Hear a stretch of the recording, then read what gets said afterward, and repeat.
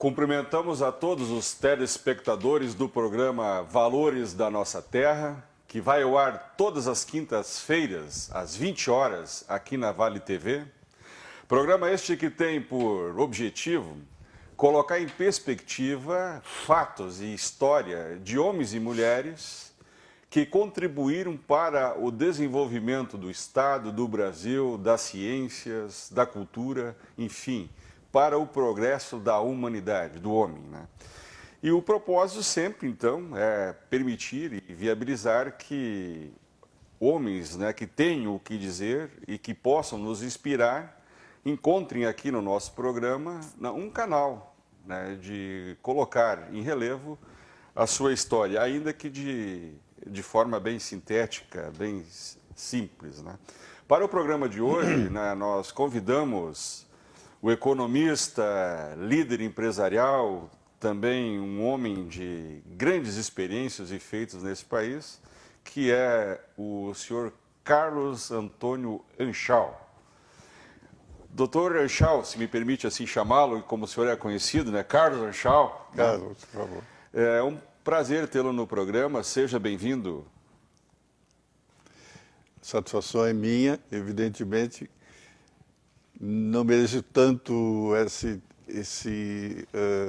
todos esses elementos e argumentos, mas gostaria de deixar registrado alguma coisa de experiência que tenho efetuado dentro dessa comunidade. Isso. Como economista, né, um homem então que lê a realidade a partir de uma perspectiva, digamos, mais, racional, né? Como é que o senhor tem lido os últimos acontecimentos em âmbito de país, né? Não precisamos nem nos focar em fatos específicos, mas como é que o senhor tem sentido o país, o senhor que conviveu, né, alguns fatos, relevantes que aconteceram nos últimos 20 anos, né? São acontecimentos que marcaram e que colocaram este país numa perspectiva desenvolvimentista, de grande industrialização. Como é que o senhor lê hoje, para onde é que nós estamos caminhando? Bom, o Brasil em si, ele, em termos de investimento público, está devendo, tanto estadual quanto federal. Estamos passando de uma fase em que tudo que precisava o país se apelava para o governo, seja em qualquer nível, e nós precisamos aprender que existe um outro estágio na vida das empresas, na vida da comunidade, que a capital existe em abundância na iniciativa privada e que lá devemos ter o protagonismo do capital privado nas iniciativas de grande porte, de infraestrutura, de qualquer natureza, para o nosso país, tanto em especial municipal quanto estadual. Uma vez que os recursos públicos estão inevitavelmente esgotados. Isso. O senhor, né, digamos assim, vivenciou, né, viveu períodos da história deste país em que foi crucial o Estado participar, pelo menos, digamos assim, incentivar e iniciar alguns empreendimentos, algumas iniciativas que pudesse, a partir dali, encorajar, né, vamos chamar assim, os capitalistas ou os empresários, né?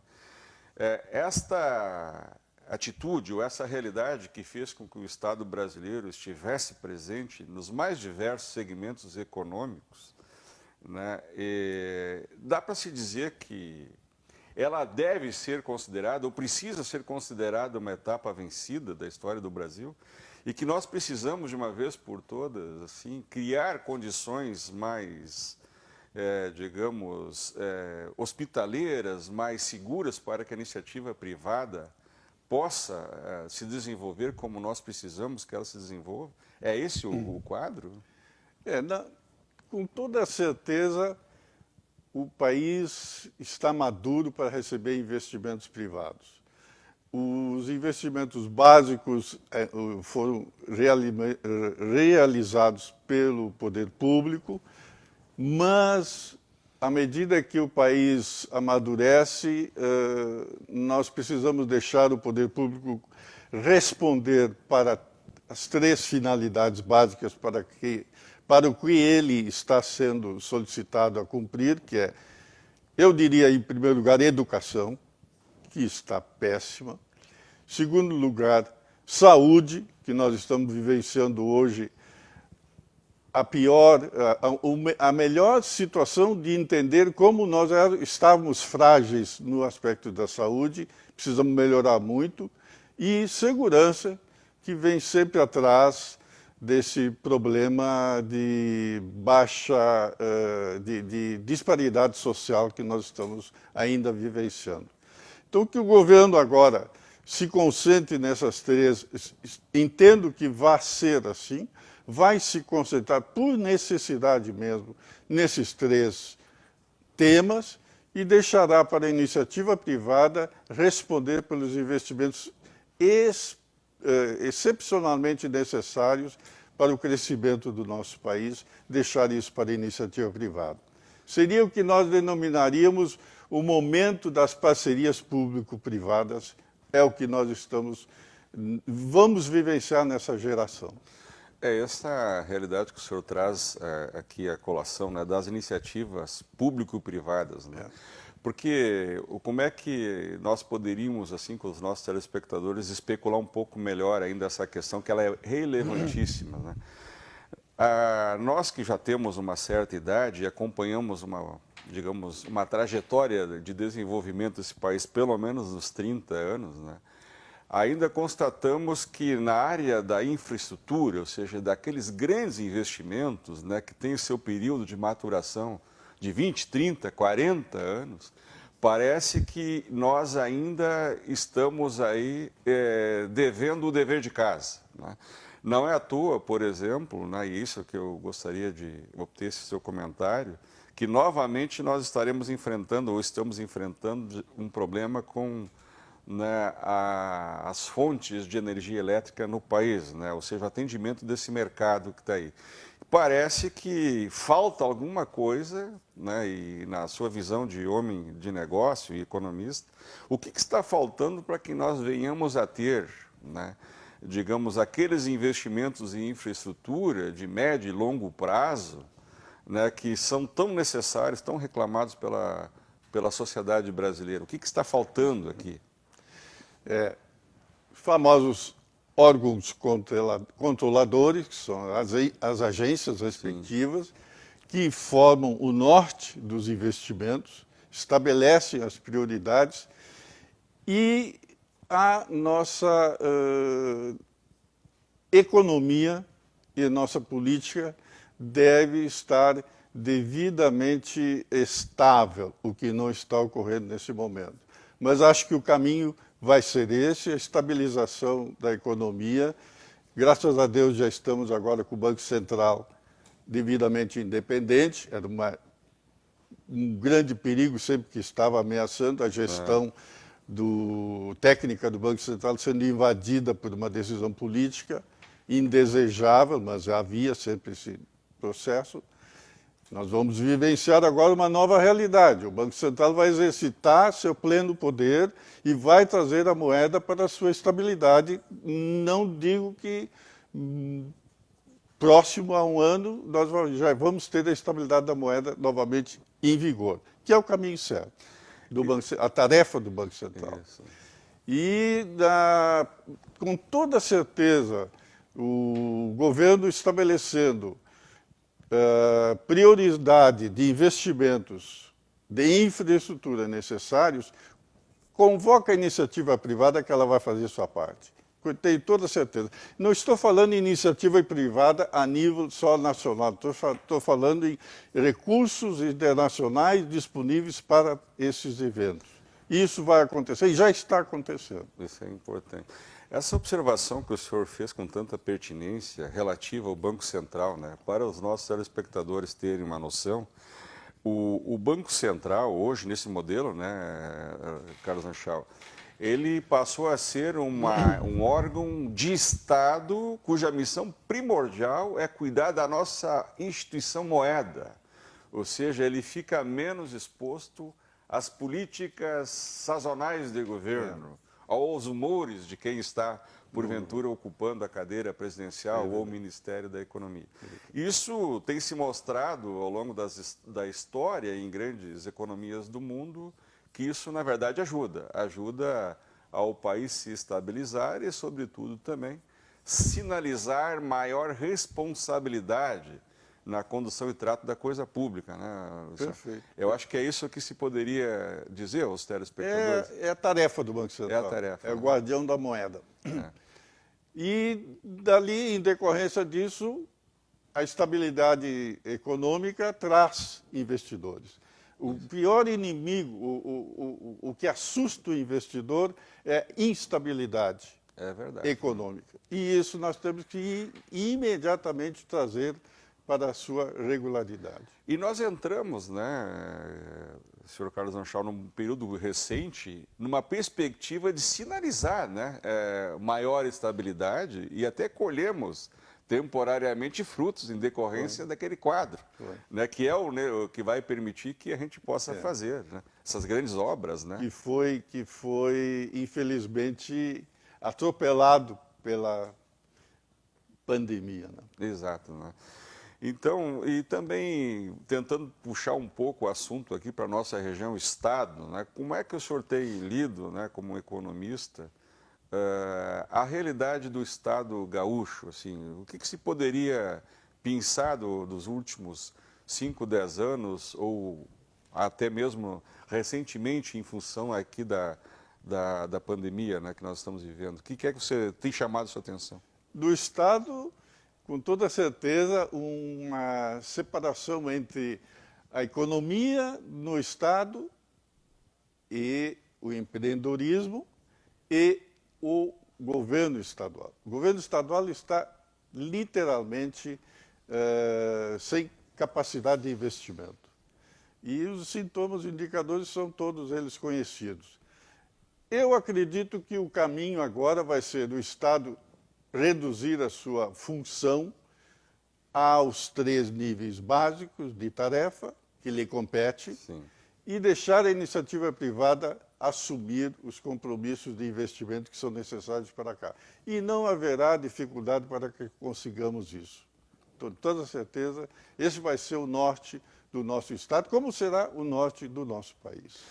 Isso que o senhor pontua aqui, é relevantíssimo, né? O Estado, como nós falávamos até no início do bloco, né, ele pode se tornar um grande aliado da iniciativa privada, do desenvolvimento regional ou mesmo pontual, desde que ele tenha a capacidade de fazer aquele mínimo que se espera que ele faça, não criando problema e até, em alguns casos, incentivando. Mas no caso do Rio Grande do Sul, e não é de hoje, né, pelo tamanho que nós deixamos ele chegar, ele acaba sendo um problema, ele é um peso a mais que nós temos que carregar em relação à construção daquele mundo, né, daquele Estado que nós almejamos e precisamos.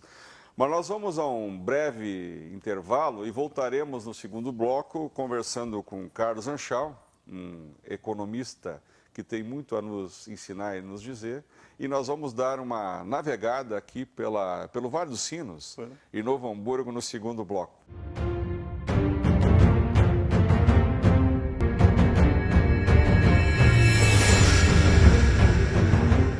Estamos de volta com o programa Valores da Nossa Terra, que hoje tem o privilégio de conversar com o economista Carlos Anchal. Doutor Carlos, em relação aqui à nossa região, Vale dos Sinos e a nossa querida Novo Hamburgo, né, o senhor que viveu grande parte dos grandes acontecimentos que também por aqui afloraram, né, e são muitos, e que pode até servir de exemplo para este país, para grandes regiões desse país. Como é que o senhor tem, digamos, vivenciado, lido, percebido o que vem acontecendo nos últimos anos aqui na nossa região, sobretudo na área da economia? Bom, no Vale dos Sinos, a gente tem, por uma situação particular, por estar participando do Conselho Regional do Vale do Rio dos Sinos, que é o Consinos, a oportunidade de conhecer as grandes necessidades que o Vale necessita de investimentos de infraestrutura nos próximos 5 anos.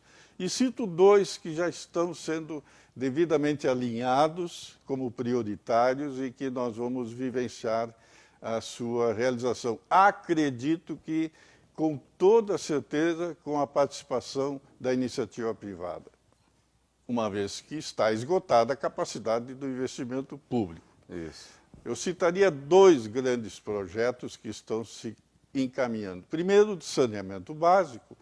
Sabemos muito bem que o Rio dos Sinos é um dos 5 maiores rios poluídos do Brasil.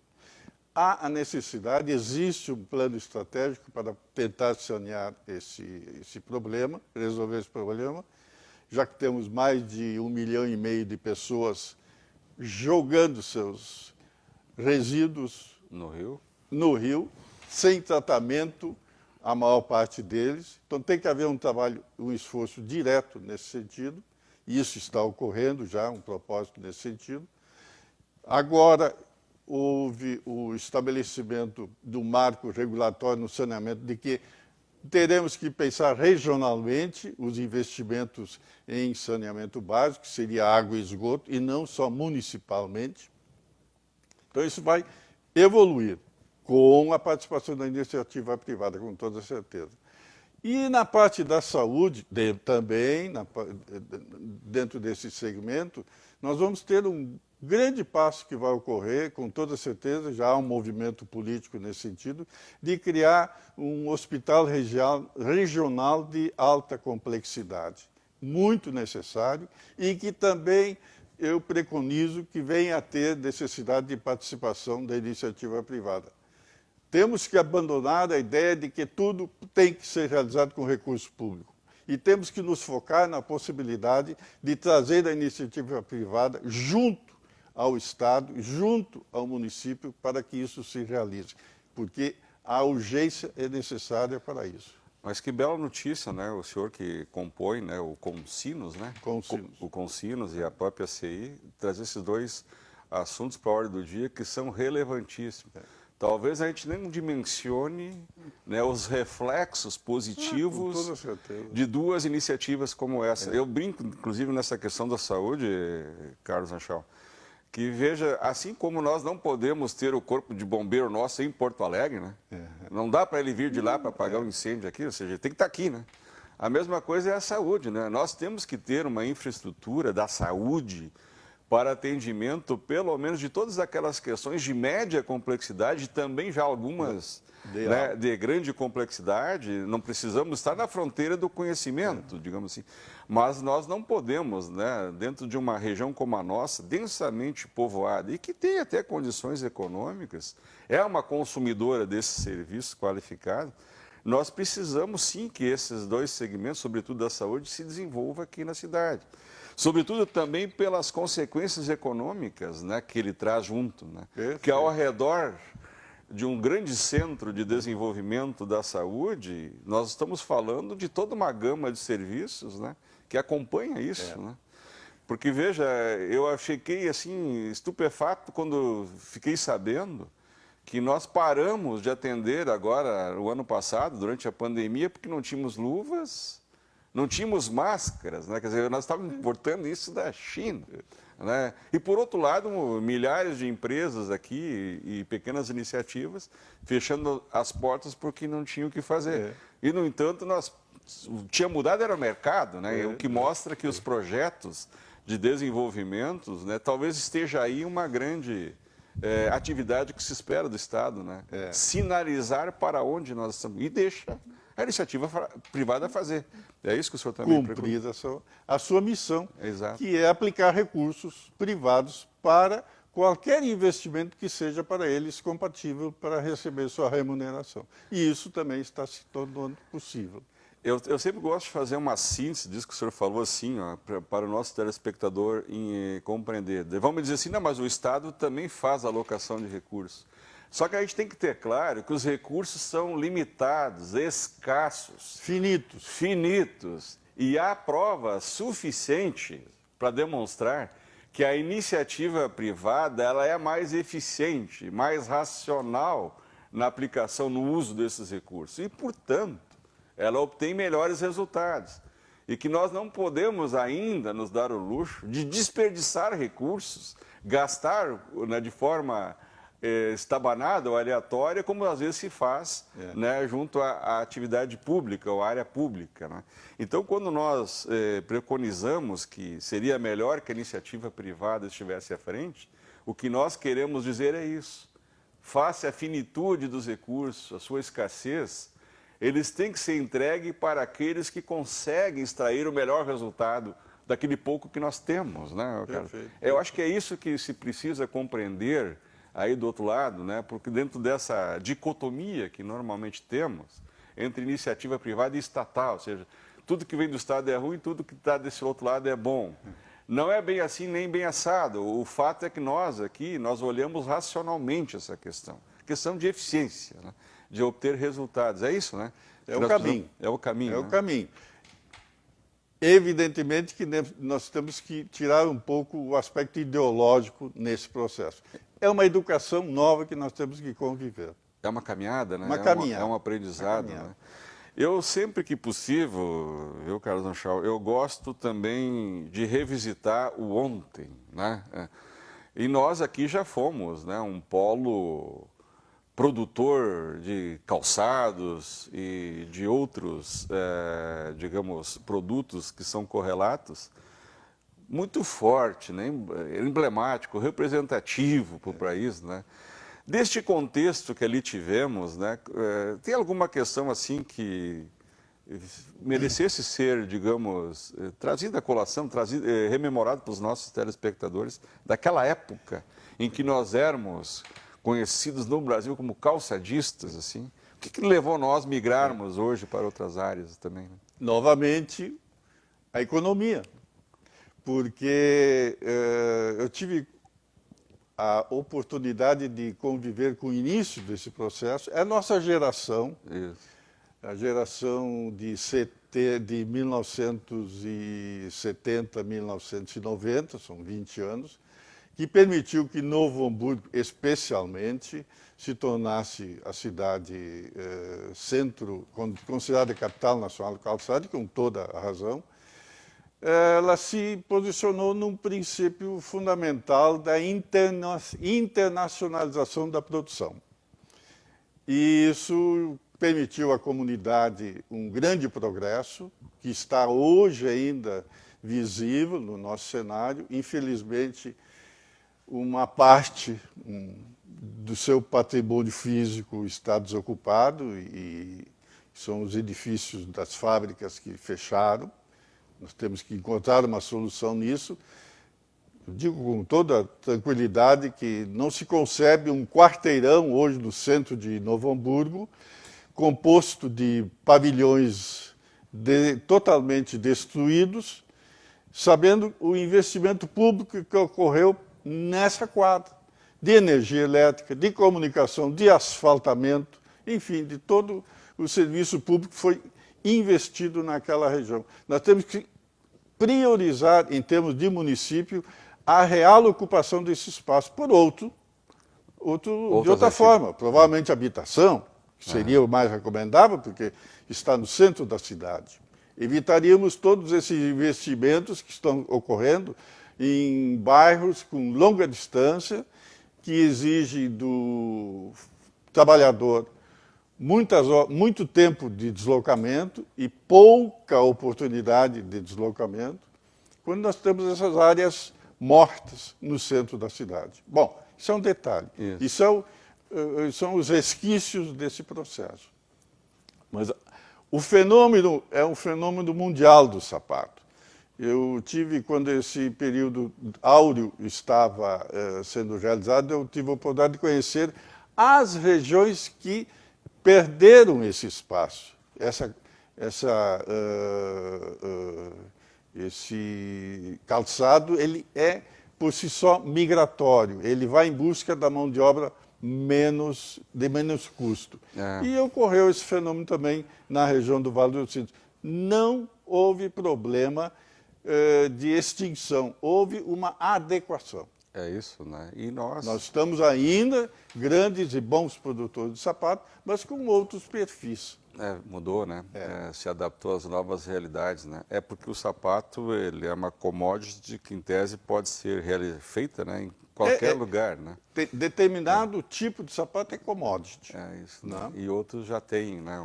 Aí já vai por si só o desenvolvimento de domínio da moda, do tendência, da moda, domínio tendência, do mercado, etc. Então, tudo isso é um mixed.